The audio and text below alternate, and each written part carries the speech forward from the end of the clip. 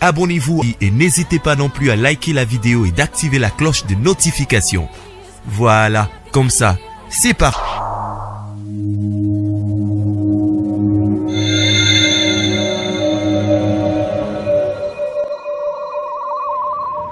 La voix du peuple, oh, la voix du peuple, oh, c'est bien, oh. Par rapport à la stérilité secondaire, on a souligné les cambours à ménopause précoce surtout. En tout cas, et si vous oui, pas tout parler l'engagement. Ménopause précoce, au moins moi, fille à 29 ans, bah règle katani. 30 ans, 32, 30 ans, 33, 34 ans. En tout cas, très tôt, bah règle katani. Pour la bandeko wana, nazo rassurer bango babangate parce que na bakisi na biso to ça non rappel ya ba règle.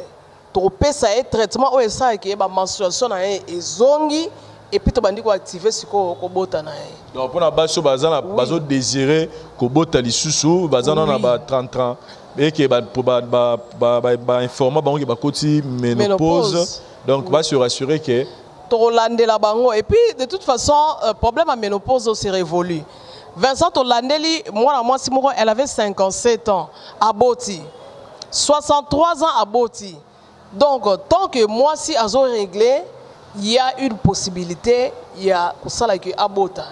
Donc, et vous, avec vos médicaments, vous pouvez faire d'abord que retour, il y a... Retour, il y a tout ça, il rappelle pendant la menstruation, et zongi, il y a endométriose, il y a un problème, ménopause précoce,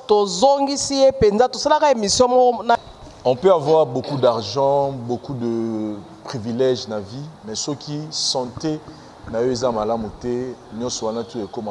santé n'a pas de prix, la santé est la première nécessité au besoin. C'est la raison pour laquelle nous la voix du peuple, nous avons programme où répond au docteur, et si nous avons même la bino ba différents sujets oyo et ko apporter bino ba lumière puis ba solution puis to la rabino non seulement ba lumière na ba différents sujets mais to la rabino puis ba solution ba remède à travers cette émission. C'est la raison pour laquelle nous vous souhaitons la bienvenue na émission oyo où nous allons aujourd'hui parler ya ba problème il y a stérilité secondaire. On va d'abord définir la stérilité primaire, mais on va la stérilité secondaire. Et si on peut relaxer la cause et puis ça pour que to vaincre la situation. Ici avec la pharmacienne Pichou Tonele, où tu mets ça là, il émission, nous débattre sujet à l'élo. Bonjour, Madame Pichou. Bonjour Vincent. Bonjour. Et tu souhaites aussi bienvenue. Bon, bienvenue sous tes mains parce que comme au Canada, donc en tout moment tout ça, mais sinon boni CRMTA. CRMTA est bien. En tout cas, toujours bunda dans rythme il y a coronavirus bien sûr. Tu as vu que la pandémie est dérangé le monde partout. Mais toujours bunda CRMTA en tout cas en bonne santé, à continuer à produire, à continuer à faire la recherche. Bref, CRMTA est bien. Là, on nous parle déjà de la deuxième vague où il y a Mamba Corona. Côté Moussou, tout le monde a le vaccin, mais le vaccin, ils ont un carte, ils ont un détail, ils ont par rapport à la biloko basangi na kati, mais bandeko Moussou bakoloba, te faut melara ba kiso esengini mais CRMTA na ngamunaye jusque là azo ça la prise en charge ya coronavirus ndengeni.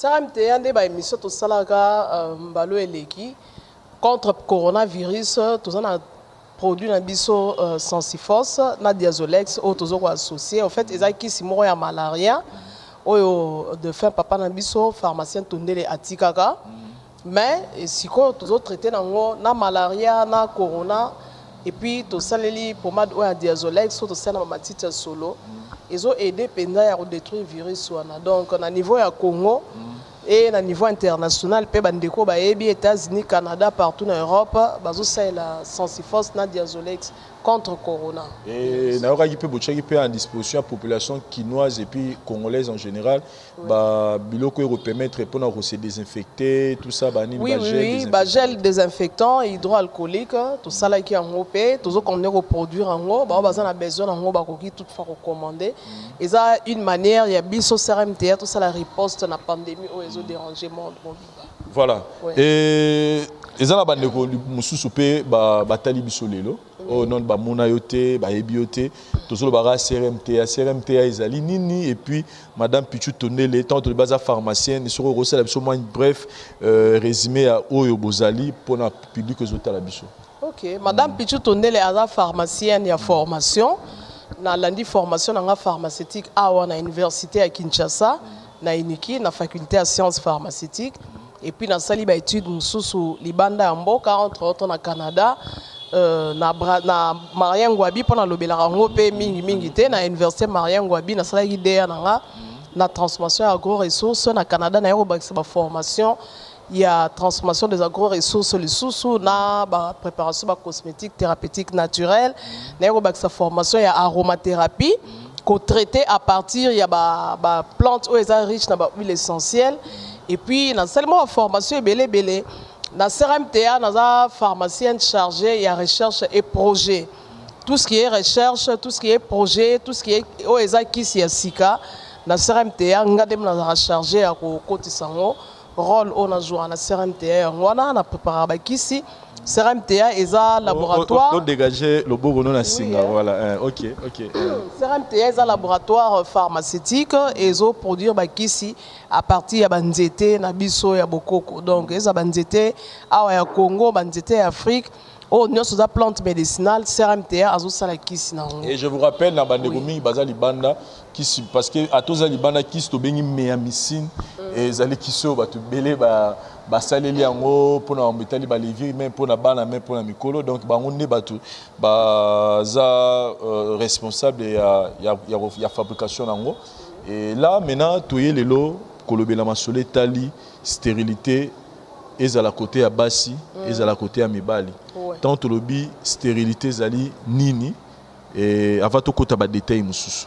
OK, stérilité en fait est incapacité oyo mutu moi si to mobali akoki ko manifester pour akwa bota to akwa ko botisa yango to benga stérilité donc couple moi si na mobali ba fandi pendant plus ou moins 12 à 18 mois bazo ba rapport sexuel régulier mais ça dit que moi ça zo kangaze mité en ce moment-là herbe un médecin un gynécologue a déclaré que bazan a problème il y a stérilité en ce moment-là il y a stérilité secondaire parce que stérilité primaire p ezalaka donc d'une manière brève s'il faut définir stérilité ils ont incapacité oyo mutu azala ngo ya ko procréer ya ko zana mwana incapacité wana yango to bengi stérilité. Tous en a combien de sortes il y a ba stérilité? Les arami balé, tous en a stérilité primaire, na stérilité secondaire.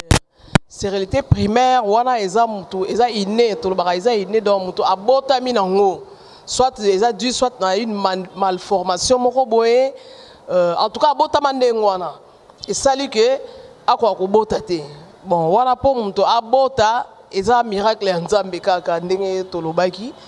Mais stérilité secondaire, il y a une stérilité donc muto abotamine normal, mais suite il y a tel problème et ça dit que a cause incapacité wana soki mobali ya kopesa mwasi zemi soki mwasi ya kokanga zemi pote akwa kobota. Voilà. Siko biso lelo stérilité primaire le beza ba cause moko inné comme gama Nzambe.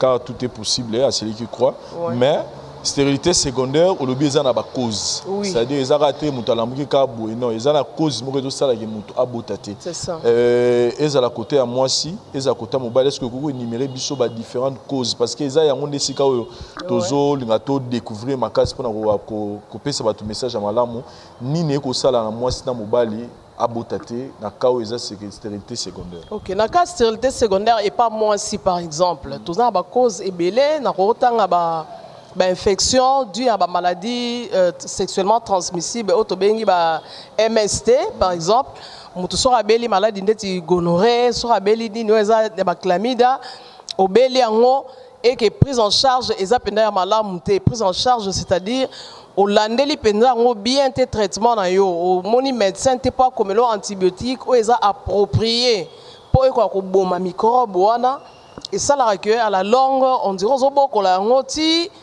on a problème de stérilité. Ba cause mususu et pas moi si toujours ba lésion à niveau ya ovaire ba lésion on appelle ça na cause ebelé mususu cause la soit pendant que mutasali avortement provoqué mauvaise manipulation il y a ba matériel et bazo ça curettage wana et kotika ba lésion à niveau ya muqueuse utérin et ça li que moi si moi kangazemi ezate donc ba déclarer stérile de manière secondaire cause mususu obstruction na ba trompe de Fallope donc auto lo baraki trompe eza bouché trompe ezara bouché pe na ba cause mususu ndeti infection pe kaka et ko faire boucher ba trompe to ba raison mususu sali que ba trompe eza bouché donc ovule ezo longwate po et ya ti et ya ko kutana na spermatozoïde pour fécondation et salima tout ça à cause mususu hyperthyroïdie et cause rapé stérilité secondaire et pas bassi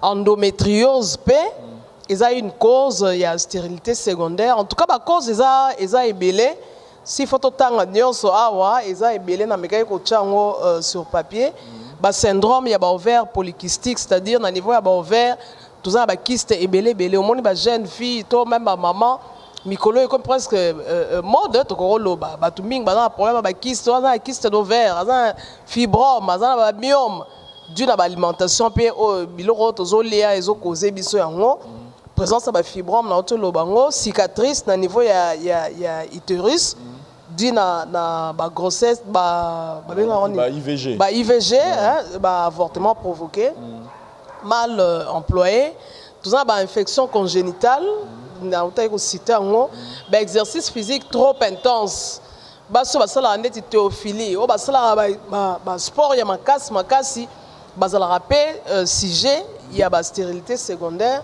totangi anorexie moi so azolia malamu te aza vraiment anorexique donc alia malamu te aza na appétit te et sali que aza na ba élément nutritif ya kitoko te na kati nzoto na e moi si wana aza na pasi penda po akwa kokanga zemi bulimi pe lokoso que moi ça l'air trop azolia n'importe quoi et au sala pe que akwa ko développer stérilité secondaire wana n'est pas moi si voilà ce qu'on a ngaya to fana non pas moi si ava to ya pa ya mobali o lebelo moko etikinga mon lobi alimentation et cause la cause ya provoquer ba fibrome ba kyste to ba tant le alimentation biloko nino yo moi si ko lia o ko provoquer ba fibrome na ba kyste pas moi si ndeti ba myome na opesa exemple ba aliment o eza riche en oestrogène na ndeti ba soya par exemple soya na bana ezara bien parce que c'est riche en protéines mais ce qui âge poussani scolia soya mingi ezara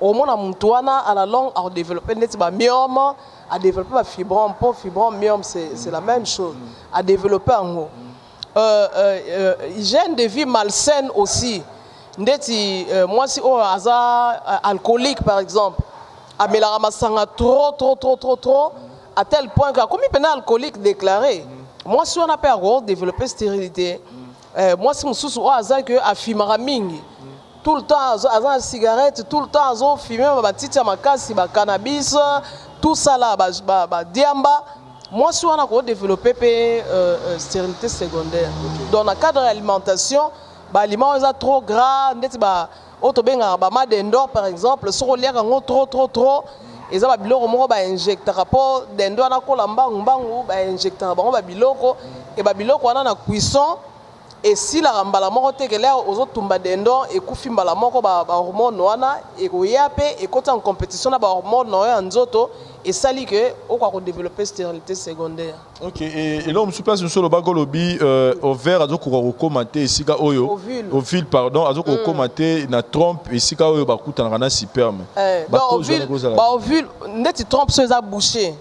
Trompe so za bouché bon ba cause des rebelle hein infection auto tangaki ba maladie sexuellement transmissible et ko sala que mutu a infection mo déclaré infection urinaire par exemple déclaré azu antibiotique ou eza approprié pour détruire germes wana causer nini et ko sala en sorte que ko boucher ba trompe donc il y a un conseil toujours ceux qui va déclarer infection quelconque avant que médecin a quoi komela yo antibiotique c'est ça antibiogramme pour oyeba antibiotique nini o eza approprié pour détruire germes wana pour so melaka antibiotique ya bimelela mosusu créer sous résistance et puis et sali que et memela o makambo kili ya mabe. Voilà.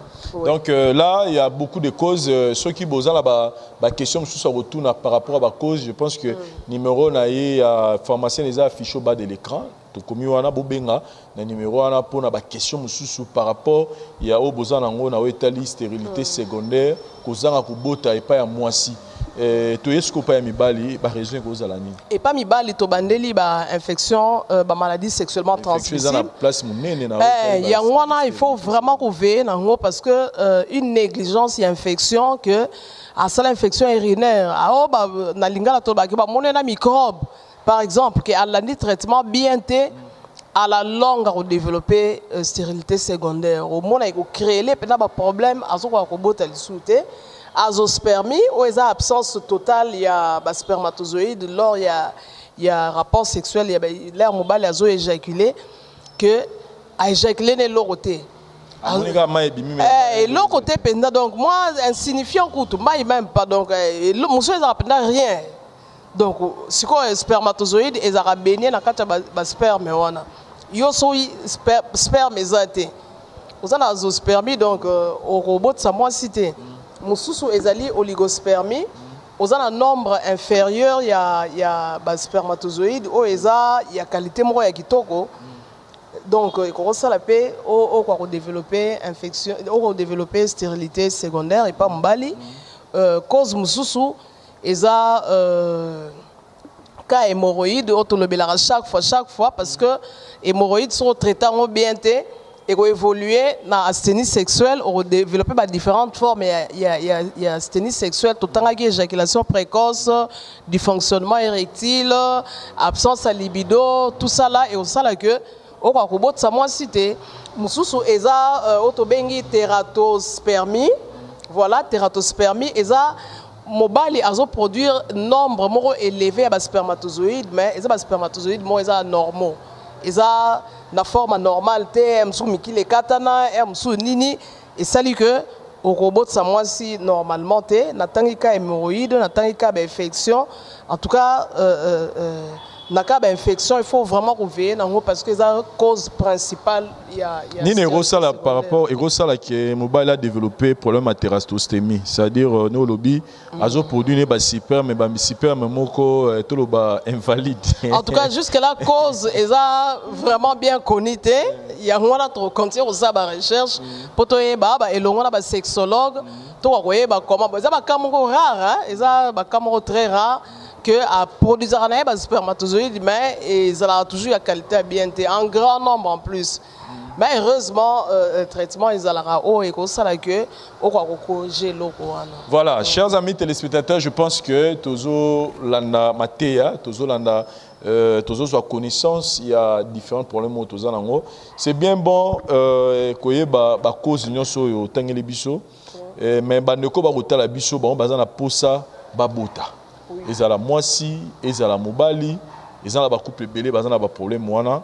Maintenant, quel est le chemin au yoro pour que ba comme na destination na bon ils ont bon kobota. OK. Bon ba quand ils ont différents Vincent. Ba quand il y a bandeko basi o bazana problème, il y a ba myome, ba fibrome, ba kyste d'ovaire par exemple.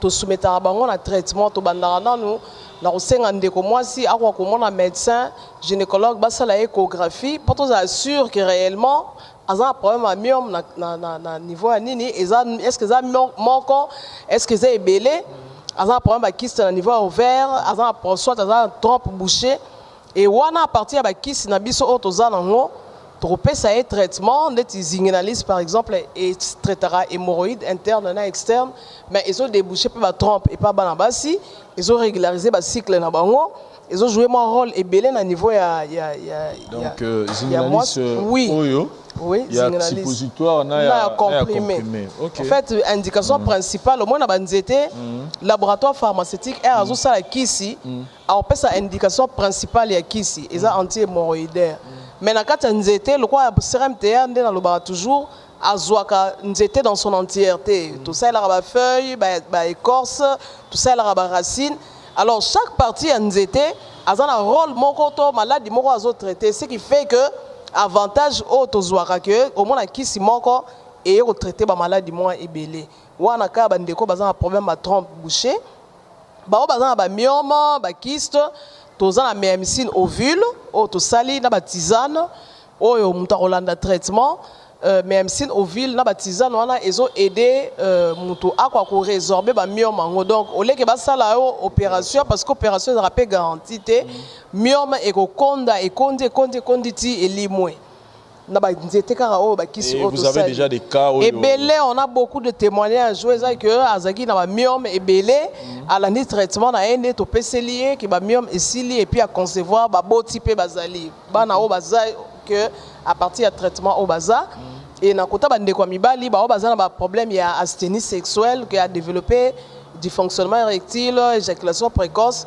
Tout soumettre à bango pe na traitement il y a zinguinalis, sipo Zingalis comprimé na diazostimule ou eza qui sipenda ya base ya stérilité ou autres traités stérilité secondaire même pas ndeko basi to pesa bango pe diazostimule pour aider bango en fait diazostimule eza qui si moko ezo sala et pas mibale et c'est la spermatogénèse ezo permettre que akwa ko produire ba spermatozoïde et belé ya qualité ya kitoko et puis pas basi et ça ra ovogénèse azo produire ba ovule et belé ya kitoko donc ils ont stimulé les cellules et favoriser la production ya ba ovule wana na ba spermatozoïde. OK.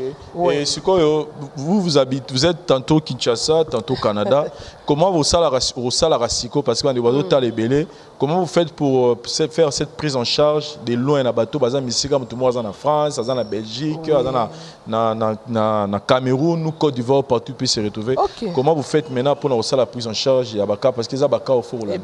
Bon on a contact na biso to mutu so contacter na téléphone to se na sengi na ba examen wana pour nous la sûr que réellement ils a problème wana tout ça la consultation téléphonique a bengi biso to tourner ba question tout na tindi ba examen à ça là excusez soit sali ba examen na confirmer ngai et puis to disposer ba kisi ba baza libanda to disposera ba kisi en ligne à partir du Canada to utilisera ba agence ya fret oyo eko expédier kisi ti na bisika mutazali donc c'est ça sont distribué à travers le monde. Et na Kinshasa tout ça na avenue de l'université numéro 123 na Yolo entre Yolo et Zona Capella arrêt station essence Total wana so kitika vraiment ça sur la grande route au Tunis central méamycine diazostimule au kutabiso wana. Voilà. Et vous savez il y a beaucoup de gens oyo bazotala biso dans la problème wana il y a stérilité za la moitié za la mobali na kati ya couple mais il y a trop de charlatans il y a des gens qui passent à la télé pour rassurer aux gens et puis après tout le monde va dépenser ba mbongo na bango mais bazui résultat mais qu'est-ce que la pharmacienne peut rassurer aux gens par rapport à ba produit oyo au tient à disposition de la population. Par rapport à nos produits, d'abord, nous sommes un laboratoire pharmaceutique. Au moment de la présentation, nous avons pharmacienne, il y a formation. Donc, j'ai dû passer pratiquement 7 ans à l'université pour transformer NZT na Kisi. Et puis, avant Kisi et Bimamboé, tout ça, le ministère de la Santé, tout ça, a autorisation à mise sur le marché. Autorisation mise sur le marché, on a un dossier technique, dossier scientifique, il y a qui s'y représenté, qui s'y ces éléments, analyse, na essai clinique, on va faire la étude à contre-expertise, on va vérifier et puis accorder AMM, on a une autorisation mise sur le marché. Il y a un permettra que qui s'y nabiso, zinguinalis, diazostimule, sensiforce, n'importe quel médecin à prescrire en haut à saler ordonnance à PSO au que sommes en pharmacie.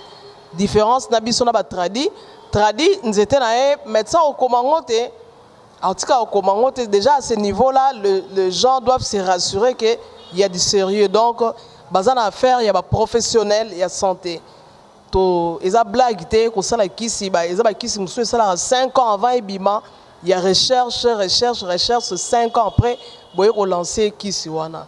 Déjà, na point wana, il faut rassurer que bazan affaire na bateau bazan sérieux et puis bateau bazan domaine wana bazan ba charlatan te tout ça ba témoignage belé ba kisi na biso ba méamycine ba kisi pona corona ba témoignage za belé ba ndeko bazan libanda mboka ba yaka kosomba ba yena Kinshasa ba yeko se ravitailler na bango vraiment bakisi na biso bakisi moi kitoko. Voilà, chers amis téléspectateurs, pour tous les couples au en ce moment, où une femme ou un homme qui désire avoir des enfants, sachez que si vous avez des problèmes, vous avez la solution. Solution, il y a diadostimil et puis il y a zinginali, c'est-à-dire fitiringo, et zo sa bana, naba couple, je vous rassure, essayez et vous allez me donner raison. Vous appelez dans quoi dans la problème, yo koutani une émission, n'hésitez pas à partager cette émission, surtout mes missions, il faut partager parce que place et recours et le éviter au sauver ba couple boni à travers cette mission. Je veux maintenant savoir quelles sont les conséquences. Il y a problème où il y a stérilité secondaire na kati ya couple na moi sito na mobile. En tout cas, Vincent, problème à stérilité, ils ont des conséquences ébélées à ma baie. Il y a ma baie. Ils ont créé une instabilité dans le couple parce que et ça n'a pas si couple bofandi, moi c'est un mobile bolingani, bobalani officiellement devant officier de l'état civil, devant famille, devant Nzambe na église, bofandi bané ébélé.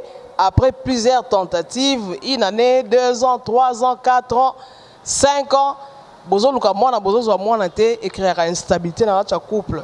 Ceux qui bozo se soutenir mutuellement te, surtout batoli banda. Moi j'ai connu ces problèmes là. Il y a stérilité secondaire 3 ans parce que na koti libala na yeko bota malheureusement moi na akufaki. Moi na ya akufi, je sais pas, ça a créé et dérangé psychologiquement.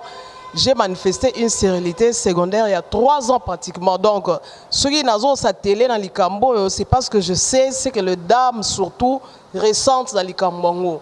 Donc, ils n'ont pas si moro makasi. Aux hommes, on a besoin stable dans le couple, mais moi, on a quand même une stabilité dans le couple. Parce que la moi bien, on a fandi. Vous êtes stressé, au moins soit petite fille, Lola, aya binele au moins ndambu, seulement grimace au seki, ça fait du bien. Donc, bana baza très important dans notre couple. Donc, pour la zone là, la stérilité secondaire ou stérilité primaire déclarée, et créera instabilité dans notre couple. Mobile ya robima, surtout bato libanda ne batcha ba commentaire ba famille, moi c'est on nini et puis et tchebino instabilité, si vous avez vraiment fermeté, surtout dans le sambo.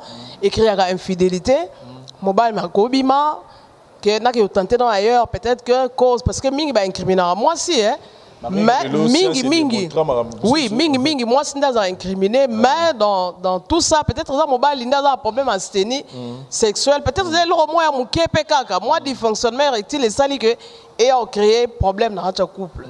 Il y a un ngande tena cas ba stérilité, ya stérilité.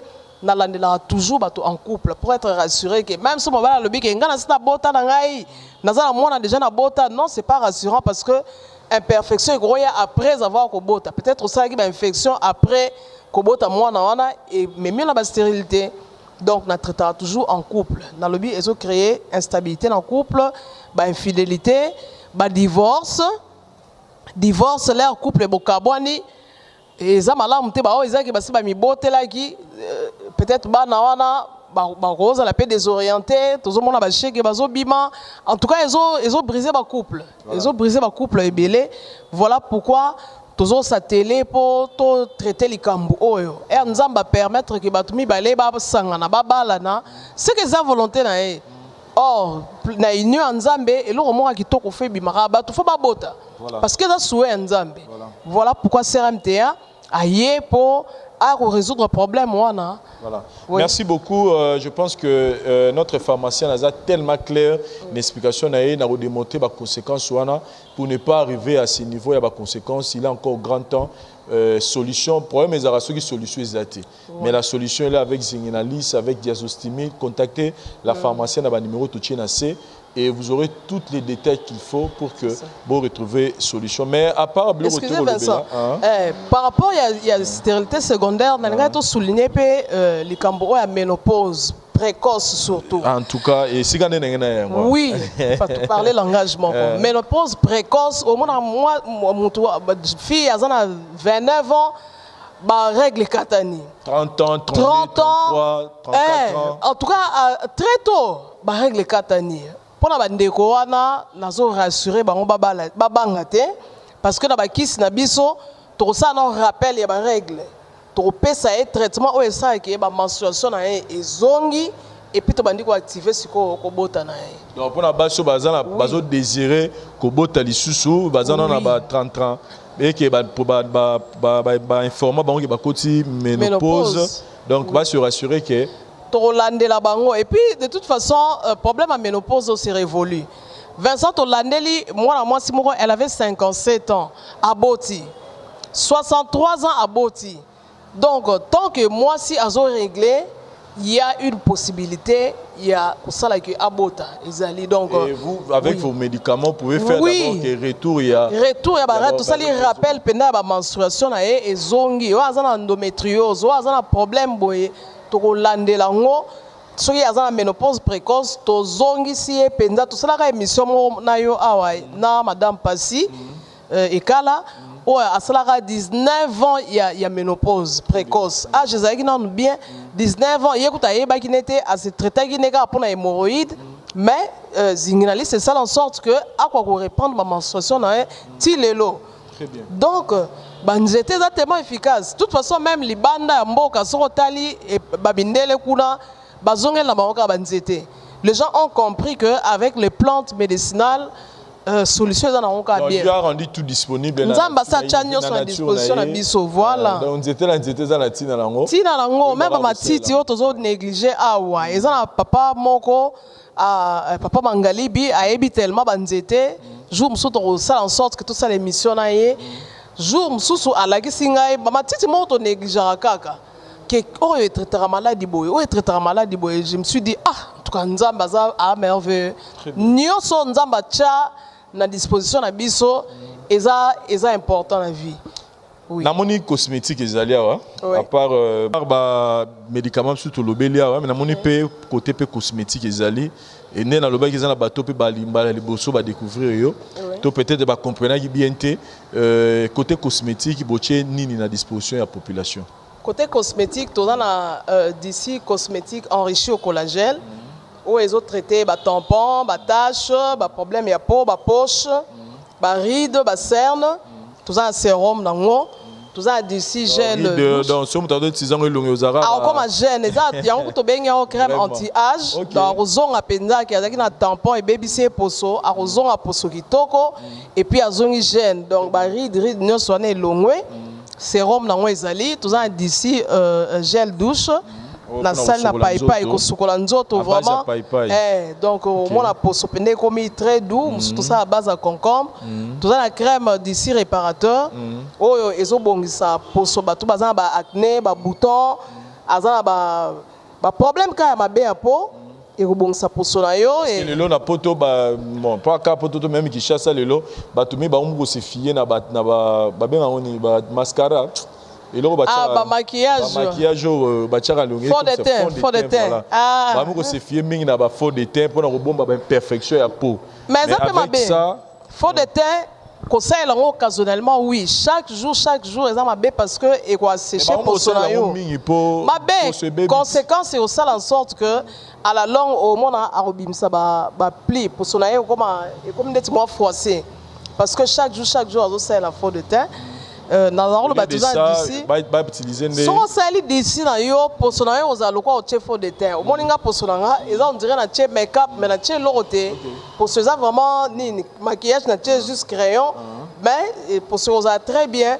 Ils ont ba filtre solaire na bato bazana Afrique par exemple, o bazo sa elango que moi ils ont makasi et robeta a été parce que filtre solaire ils ont et puis ce sont des produits naturels. Na sala on a ba nzete, na sala on a ba fruits. Ils ont bon saga pour son ayo. Yo mon so bande application au monde qui pour son très différent. Ils ont un sérum nango d'ici oyo, ils ont un sérum à base d'acide hyaluronique au lieu que mutasa la botox au salélé en et rajeunir yo. Tout ça d'ici crème cheveux pour la bande déco oyo, suki et baby, to alega suki n'est bien tout noir. Naturellement parce que mode mikolo eza colle sa suki naturel ngana sali tissage mais là c'est suki n'a vraiment naturel et regardez suki no très très noir tout ça na huile nango pour un traitement ba suki katanaka ba nini et aider yo na ba cosmétique wana tout ça na crème MMC crème wana pour na bandeko ba na problème malade en PC ba eczéma ba maladie à peau o eza que si la raté ka meki crème o esilité toujours traité en ba champignon ça la mibal na makolo solo ba et donc même si une crème voilà donc bandeko bana problème à la ticket sur un galon la quête et ça peut même balle même basse na basi voilà waza po moi tika toka mingi oche makolo solo simi bato ngoli quête na miso bato et déranger bato bazo ça problème ba ten tendance que azan ba pota mtu et bimsa net moi ba makrokoto ba mapalata mais MC une crème ils ont aidé. Puis tout ça en Diazolex, on a lobé là qui ont déjà pommade nabiso antidouleur, anti-inflammatoire. Moi on a encore bien un pommade miracle. Hier ata tout année Diazolex, ata moni moi bobo Diazolex. Donc tout ça d'ici savon, na ba cosmétique, savon OEP, ils ont gommé longi, ils ont chapo sokitoko et puis ça ils ont continué recherche pour relancer ba shampoing pour nettoyant il y a souki ba bain de crème pour relancer bon ba crème défrisante pendate parce que plus tendance les autres aux naturel déjà sur ça d'ici cheveux au moins la souki dans penze lembi sur les cheveux mo crépus et lembi pendant naturellement. Voilà, merci beaucoup. Je pense que ici il y a tout pour la santé la binoise la banane posoti na kati. Tout est là, n'hésitez pas à contacter notre pharmacien à numéro Tochenase. Et pour un sujet tout le lot, il y a stérilité secondaire, donc il y a la solution. Et appelez, n'hésitez pas. Pour la bandeko, problème, il y a ménopause précoce. Qu'est-ce que je peux faire? Rassurez-vous parce qu'il y a une solution. Il y a CRMTA, il y a intervention surtout pour consommer.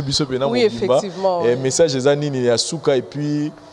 Message à Souka, en tout cas, ça va qu'on ait aussi la confiance, confiance, parce que témoignage est ébélé, ça a confiance dans biso, traitement, satisfait et généralement référé biso toujours et à part gamme il y a produit auto like ici.